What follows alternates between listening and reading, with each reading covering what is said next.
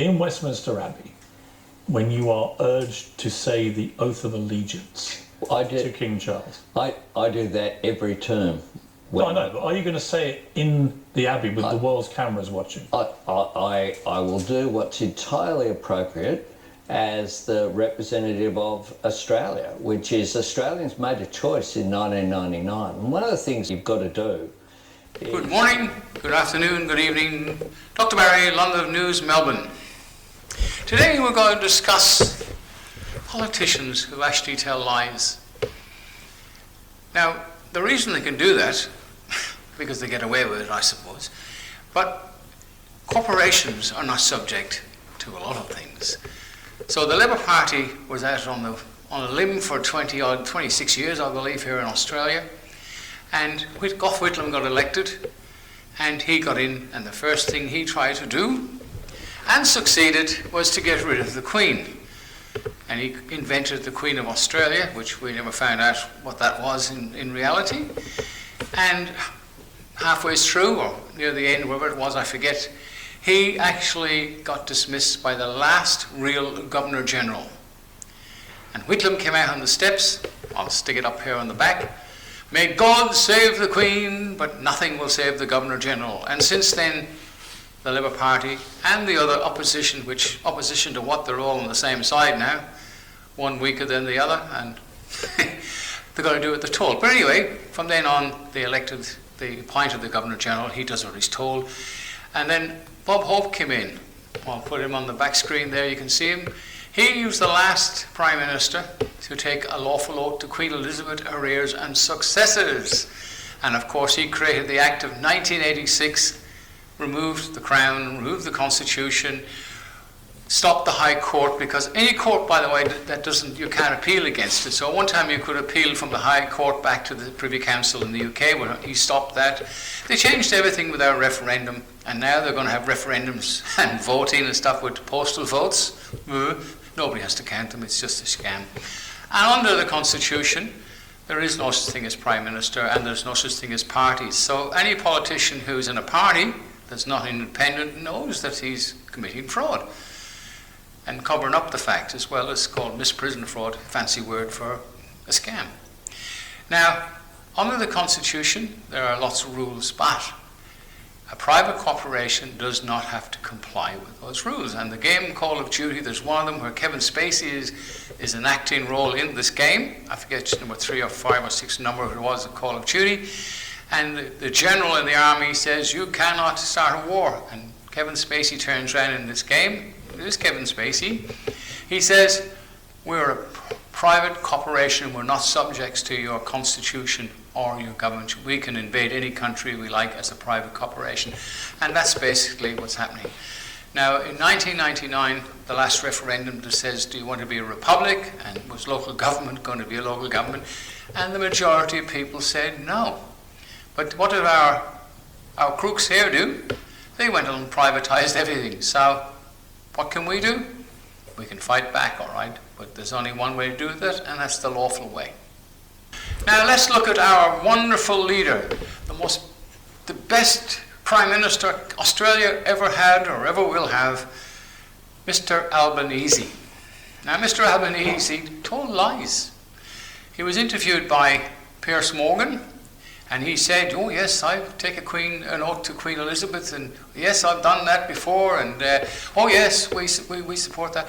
And he was asked, which I'll show you a clip and I'll put it up afterwards, where he says, "Oh yes, I take an oath to King Charles, his heirs and successors."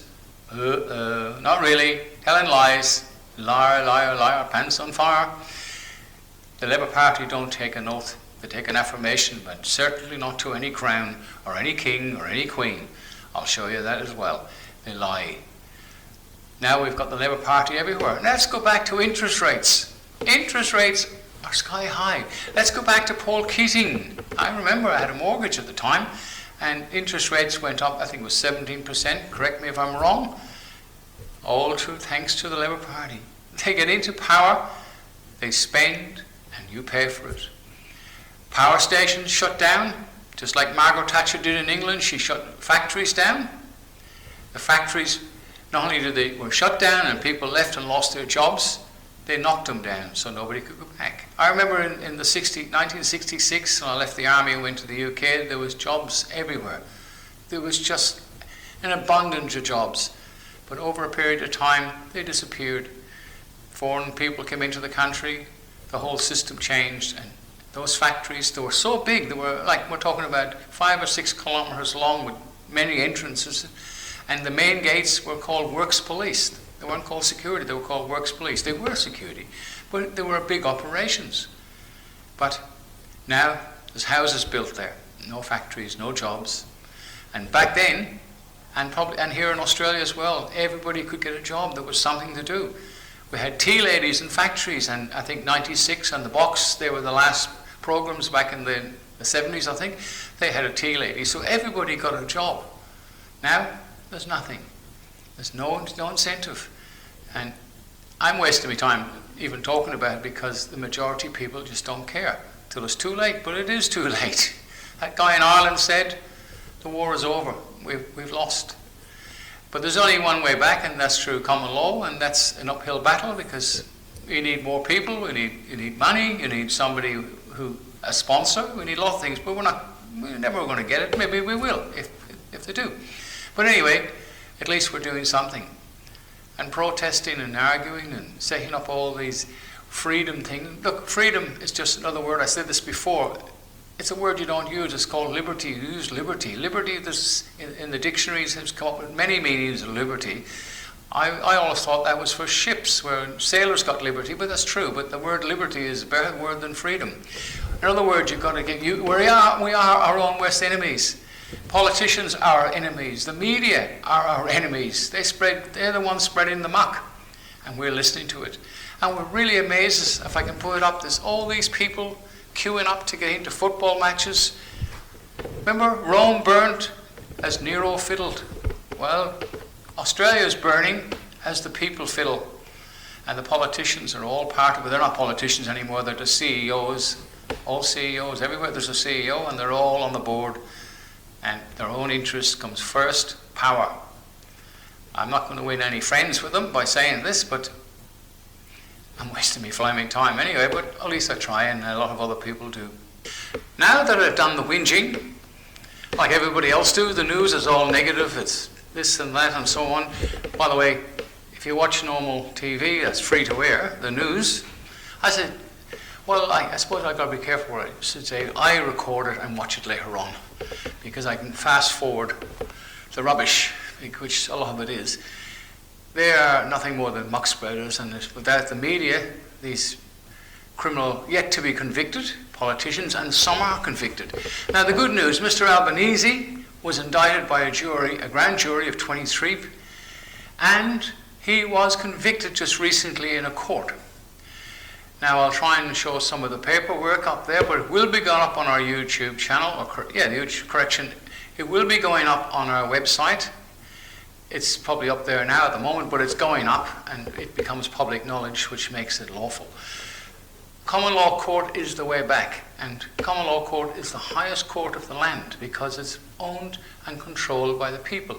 Now I suggest anybody who has any doubts to go and look at a video I put up a few days ago. It's called The History of the Sheriff. Now don't mix this sheriff up with these gallards dressed up as sheriff in costume. They're a private corporation and they have no lawful authority whatsoever. In fact, they're masquerading as sheriffs. The sheriff's office came from the UK in 1835, and there was a short history of real sheriffs that came from the UK to England, right? Let's call it England. It came there.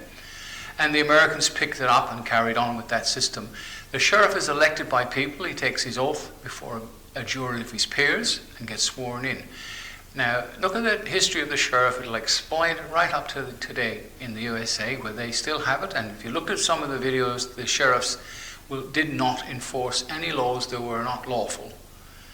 Because the police, which we need, the thin blue line, and sadly in Victoria, I can only speak for Victoria, but it's probably the same around the world, they have difficulty getting cops because it's a deadly, dangerous job.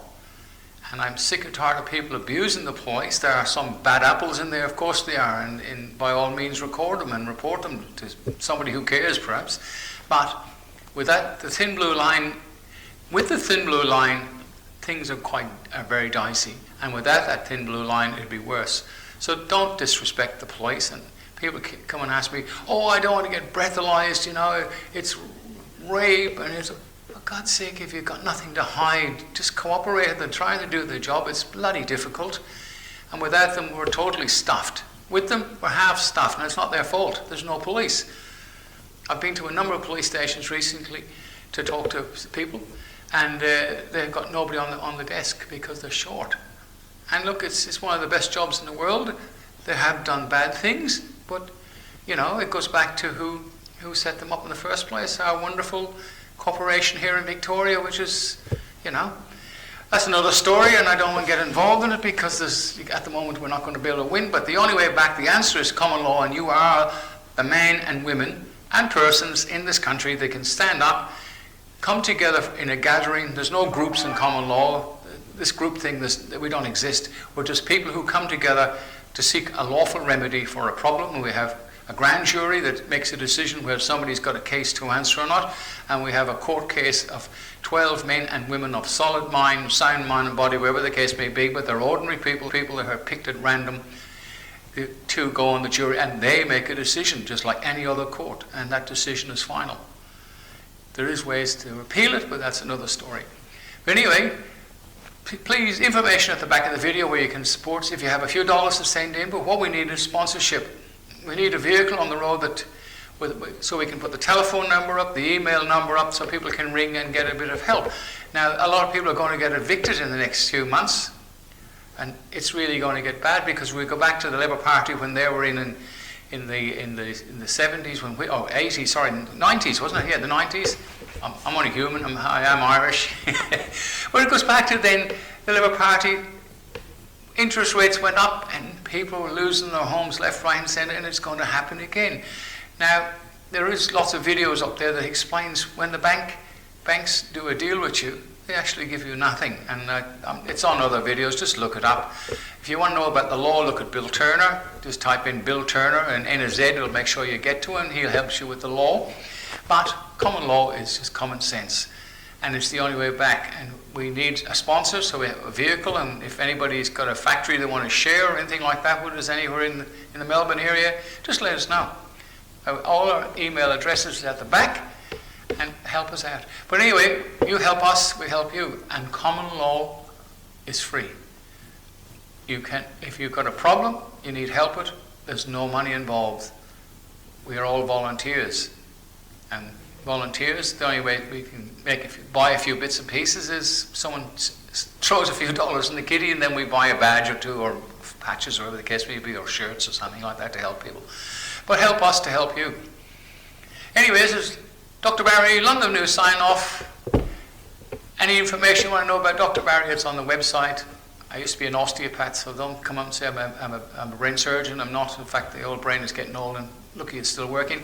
Anyway, bye for now, guys. Keep up the good work and support the common law, support your local sheriff. There's a few lawful sheriffs in Australia now. There's 4 lawful sheriffs, lawfully elected.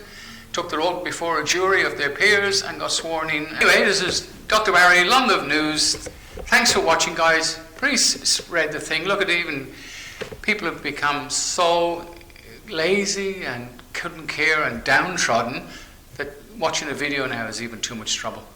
I should make the videos about 2 minutes long, and even then that would be a struggle. Anyway, bye for now. Spread it around, spread the word, share, look at the end, and subscribe.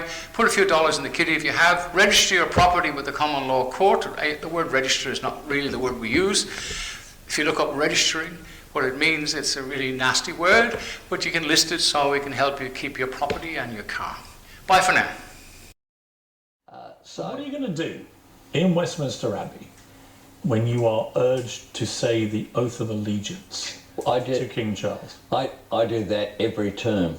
No, I know, but are you going to say it in the Abbey with the world's cameras watching? I will do what's entirely appropriate as the representative of Australia, which is Australians made a choice in 1999. And one of the things that you've got to do is to accept democratic outcomes. So we made that choice, and I will certainly engage in that spirit. So you will say the oath? As I have done 10 times when I know I got that. sworn into Parliament. Yes. Just to be clear, in the Abbey, there's been confusion over whether you will. As the Prime Minister of Australia, in the Abbey, Saturday, you will say the oath. As the Prime Minister of Australia, it's expected that I will do that. But that doesn't mean, of course, that Australians don't have a wide range of views. And it's also the case that as Australian Prime Minister, I'm accountable to the Australian people. I mean, that's who I serve, and I have that great honour. Do you know the words? To? The oath. Well, I know the oath that I give in Parliament each time. I swear that I will pay true allegiance to your Majesty and to your heirs and successors according to law, so help me God. Mr Albanese, I invite you to take and subscribe the affirmation of office as Prime Minister of Australia. I, Anthony Norman Albanese, do solemnly and sincerely affirm and declare that I will well and truly serve the Commonwealth of Australia, her land and her people in the office of Prime Minister.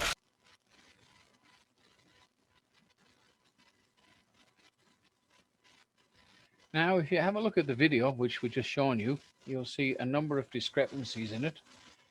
This is supposed to be Queen Elizabeth II signing documents.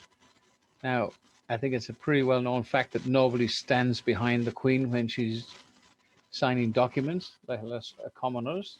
The Honourable Anthony Norman Albanese MP to be Minister for Infrastructure and Transport and Minister for Regional Australia and Local Government, and to be Deputy Prime Minister of the Commonwealth of Australia. Mr Albanese, I invite you to make and subscribe the affirmation of office as Minister for Infrastructure and Transport and Minister for Regional Australia and Local Government. Thank you, Your Excellency. I, Anthony Norman Albanese, do swear that I will well and truly serve the Commonwealth of Australia, her land and her people in the office of Minister for Infrastructure and Transport and Minister for Regional Australia and Local Government. Would you sit down and sign the document, please? When you are urged to say the oath of allegiance to King Charles. I do that every term. No, I know, but are you going to say it in the Abbey with the world's cameras watching? I will do what's entirely appropriate as the representative of Australia.